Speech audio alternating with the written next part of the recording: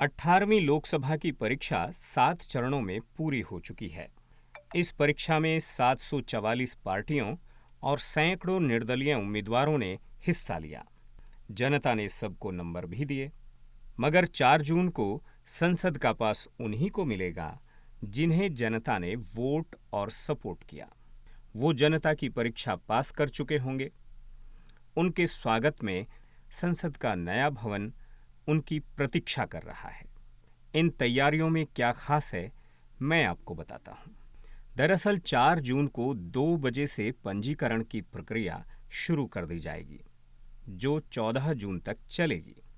5 जून से 14 जून तक ये प्रक्रिया सुबह 8 बजे से रात 8 बजे तक, यानी लगातार 12 घंटे चलेगी। आपको बता दें, ये पंजीकरण प्रक्रिया पूरी तरह से पेपरलेस होगी।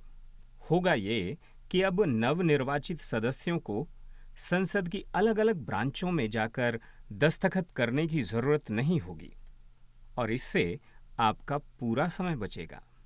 अब ध्यान इतना रखना है कि रजिस्ट्रेशन के लिए आपको अपने साथ 18वीं लोकसभा के लिए रिटर्निंग ऑफिसर द्वारा दिए गए सर्टिफिकेट की मूल प्रति साथ में लानी है, आधार कार्ड की प्रति साथ में लानी है, पैन कार्ड की प्रति, अपने पति या पत्नी के आधार कार्ड की प्रति, अपने पति या पत्नी का एक फोटो और साथ में 2 वाहनों जिनके लिए पार्किंग लेबल और फास्टैग की जरूरत है, उनका पंजीकरण प्रमाण पत्र यानी आरसी की प्रतियां, ताकि आपका लोकसभा सचिवालय में पंजीकरण बिना किसी अड़चन के सुगमता से पूरा हो सके।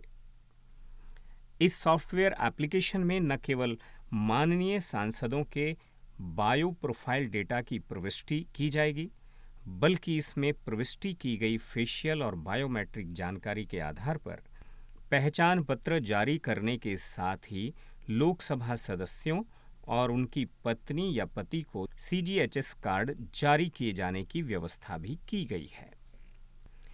कई जगह पर जानकारी उपलब्ध कराने की जटिलता को दूर करते हुए इस बार सदस्यों की सुविधा और सुगमता के लिए पंजीकरण, नामांकन, अस्थायी आवास और कई अन्य मामलों से संबंधित सभी औपचारिकताओं को कम से कम समय में पूरा करने का प्रस्ताव है।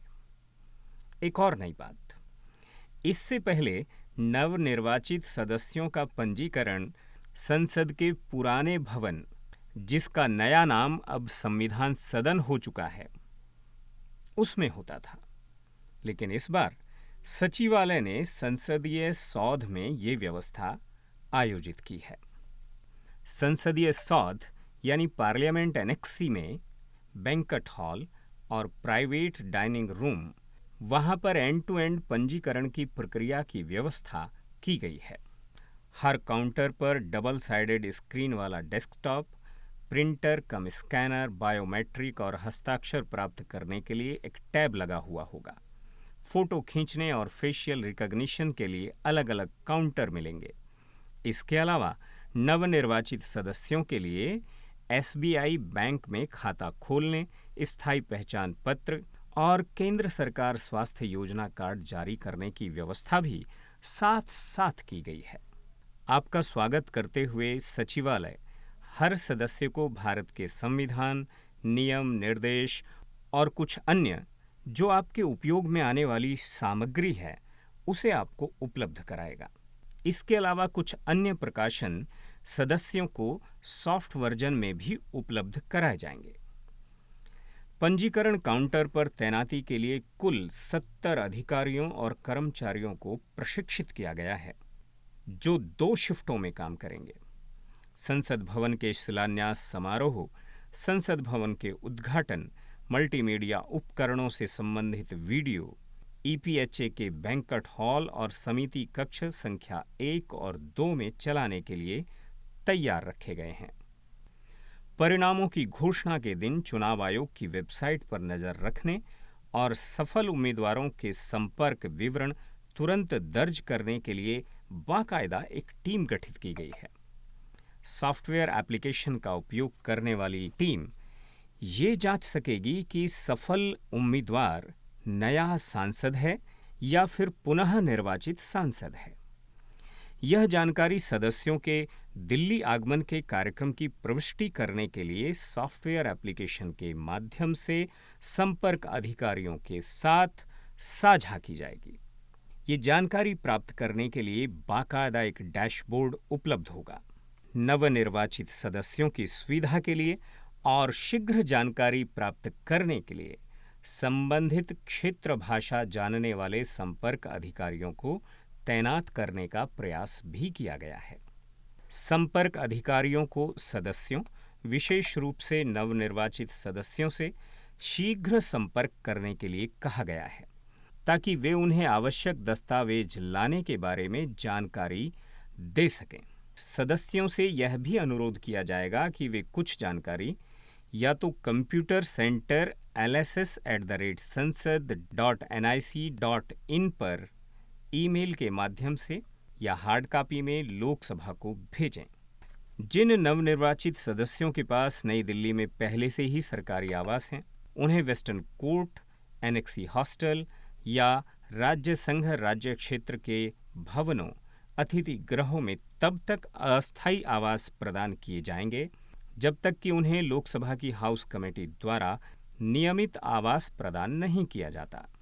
18वीं लोकसभा के नवनिर्वाचित सदस्यों को अस्थायी आवास के आवंटन के लिए इस बार सॉफ्टवेयर आधारित कंप्यूटरीकृत प्रणाली लागू की गई है।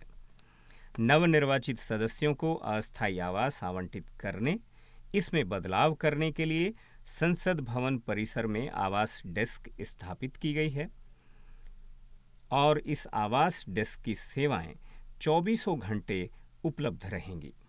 18वीं लोकसभा के निर्वाचित सदस्यों के स्वागत के लिए उन्हें आवश्यक सहायताएं, सेवाएं प्रदान करने के लिए आईजीआई हवाई अड्डे के तीनों टर्मिनल्स और दिल्ली, नई दिल्ली, निजामुद्दीन और आनंद विहार रेलवे स्टेशंस पर 4 से 9 जून तक मार्गदर्शक पोस्ट स्थापित की गई हैं। हवाई अड्डों और रेलवे स्टेशंस पर गाइड पोस्ट 4 जून शाम 6 बजे से रात को 11 बजे तक रहेगी, जबकि 5 जून से 9 जून के बीच गाइड पोस्ट सुबह 5 बजे से रात को 11 बजे तक काम करेगी। हवाई अड्डों और रेलवे स्टेशंस पर गाइड पोस्ट पर ड्यूटी करने के लिए लोकसभा सचिवालय के अधिकारियों और कर्मचारियों को तैनात किया गया है। सदस्यों को संसद भवन परिसर, राज्य भवन, अतिथि गृहों तक ले जाने के लिए हवाई अड्डों, रेलवे स्टेशंस पर परिवहन सुविधाएं भी उपलब्ध होंगी। तो माननीय नवनिर्वाचित सदस्यों, आपके स्वागत के लिए तैयार है 18वीं लोकसभा और तैयार है आपका लोकसभा सचिवालय।